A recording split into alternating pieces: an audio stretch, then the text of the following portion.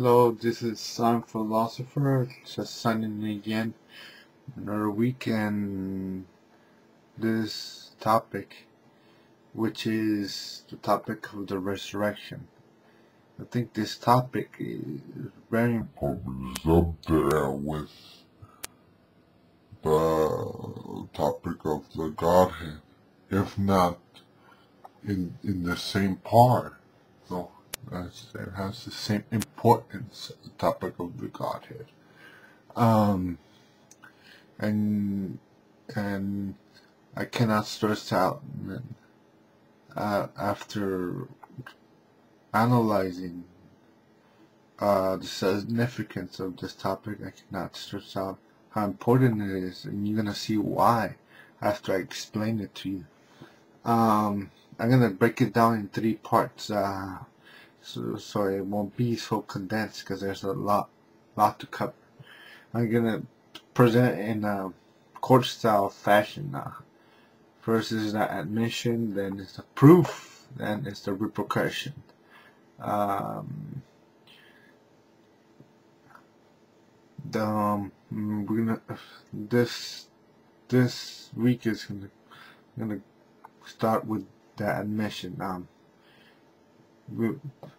For because it is important to answer the question: did Jesus claim to be God? No, claim divinity. Some say that he did not. That he was just a teacher, teaching about the kingdom of heaven. Others deny. Other critics deny his very divinity.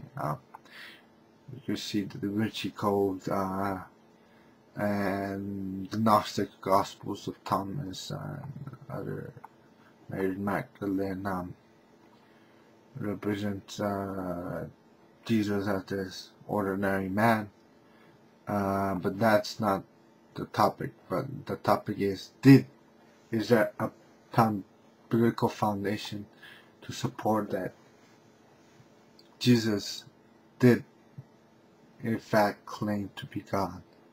Because like I said, many people still question him, and Jesus did never claim to be God. And what I read here in the scriptures, if it's so plain that I think some people have blinders on to not see the plainness of the text. Here, let's go to John 10. John 10. Let's start at verse 24. Verse 24. Yeah. Then came Jesus round about them and said, How long wilt thou makest thou? If thou be the Christ, tell us plainly. Jesus answered them, I told you, and ye believe not. The works that I do in my Father's name, they bear witness of me.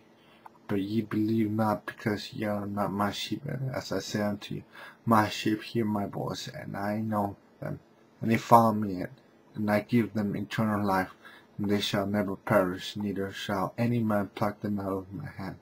My Father which gave them to me is greater than all.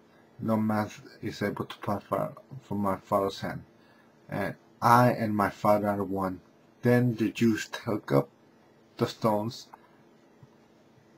again to stone him. Jesus answered them, Many goods have I showed you from my Father. For which of those works do you stone me? Then the Jews answered him, For a good work we stone thee not, but for the blasphemy, because thou, being a man, makest thyself God. Okay, here we have classic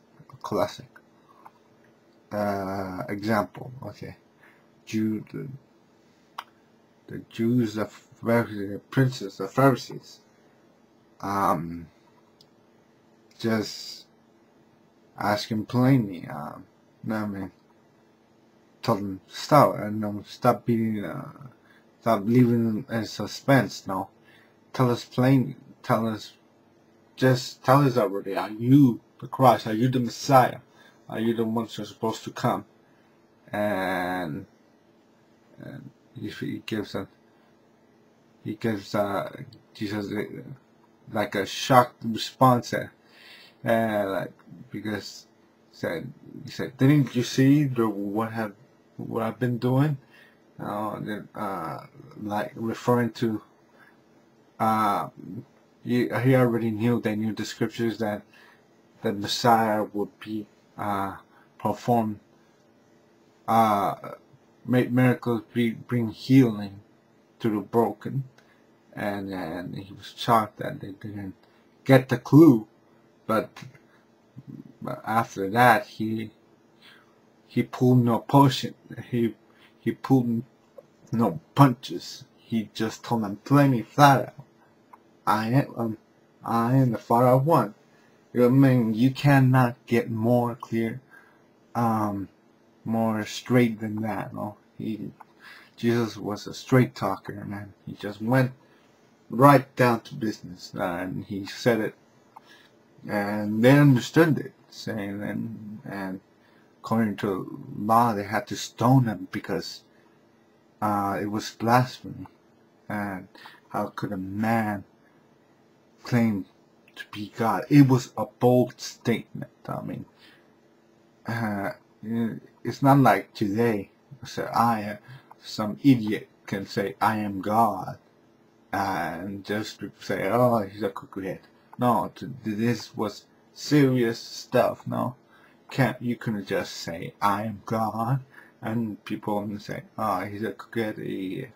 Well, you will get stoned, so to come out and say it to the princes, to the Pharisees. He had to be sure. A person had to be sure who he was to come out bold. But so whoever did it must have lots of guts of doing that. So we have that mission. God, Jesus did claim to be God. Now, did Jesus prove to be God? That's what we're gonna find out in the next vlog.